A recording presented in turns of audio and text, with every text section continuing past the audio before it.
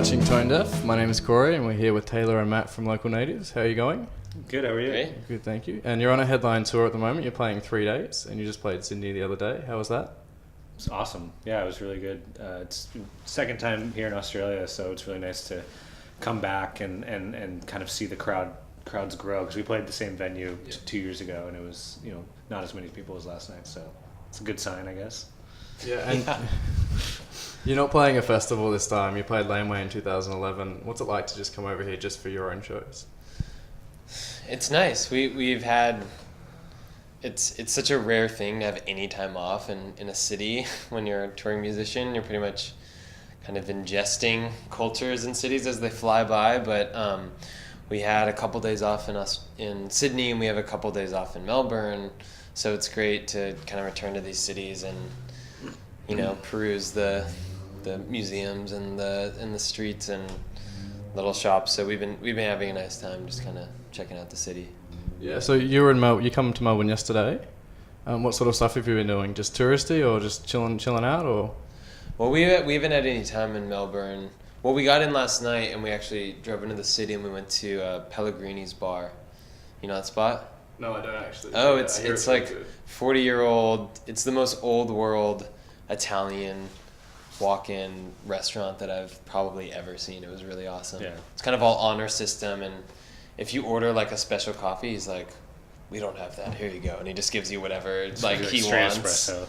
Yeah, and it was awesome. It was cool. All right, cool.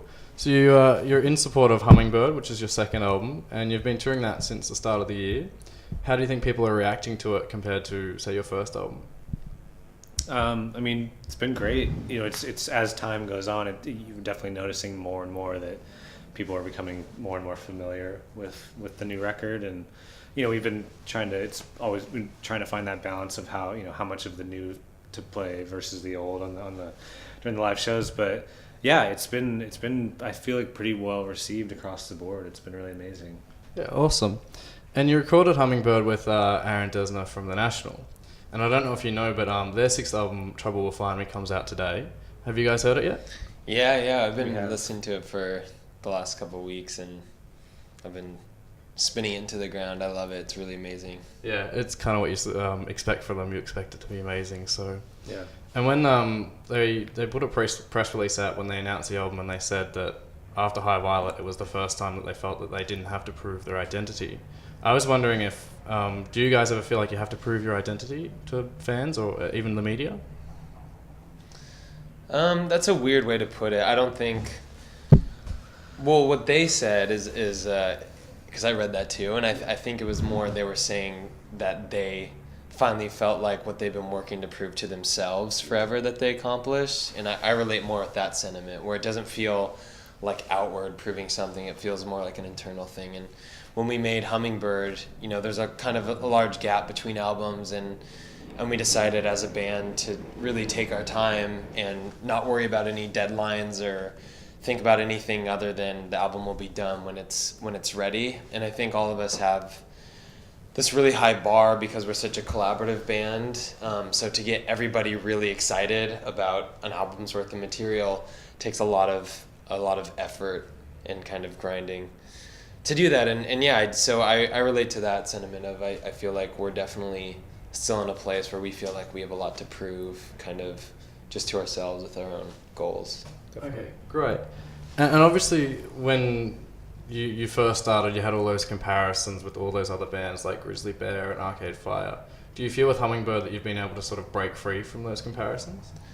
Yeah, I think so. I think it was funny. There's a lot of those that were flattering in that you always get compared to bands when you're a new band, and I felt like we're at least getting compared to all really awesome bands, but some of them maybe seemed like stretches or lazy in some way, and I think that on this record we've kind of veered off in a direction that's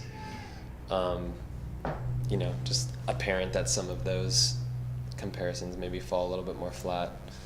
But it's I feel like that's just sort of a media thing. I don't hear about it much outside of the media realm. So yeah, definitely. And I suppose that those comparisons kind of come with as well, is because you get labeled as like an indie band, and which is a really broad term.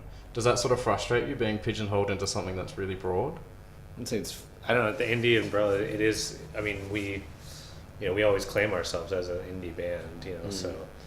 Yeah, I think it is hitting that point where indie music is almost doing this thing that alternative music did, where alternative started as something outside the popular and then like became mainstream, and now indie rock is sort of having this weird thing where it meant independent music, or it really meant bands on independent labels, sort of, which we're a band that is on 2 independent labels. And yeah, now you're right, I think it means it's kind of this broad genre term, but those things always just kind of come and go, so I think, again, that's sort of like a media thing that I don't think the bands probably pay as much attention to. Yeah. And so you've got a pretty hectic touring schedule. You're playing Primavera right up after this in Spain, and then you've just announced a North American tour with Wild Nothing. So you booked right through till November. What happens after that? Are you going to keep touring, or?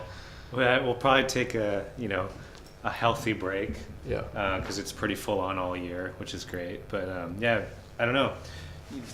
Kind of just see how the year pans out. I'm sure we'll take a break and then probably do even more shows next year. So. Yeah. And another tour in Australia sometime soon? Most definitely. Yes. Yeah.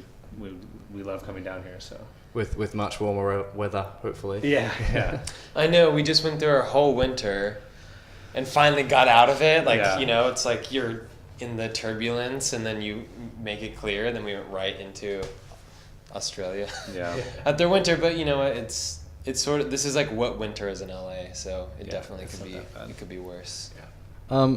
So you guys are a productive band on the road. I suppose a lot of people are hoping, even though you just released your latest album, they're kind of thinking, are you going to work on the road? Are you going to be doing stuff on the road, producing new stuff, writing new songs?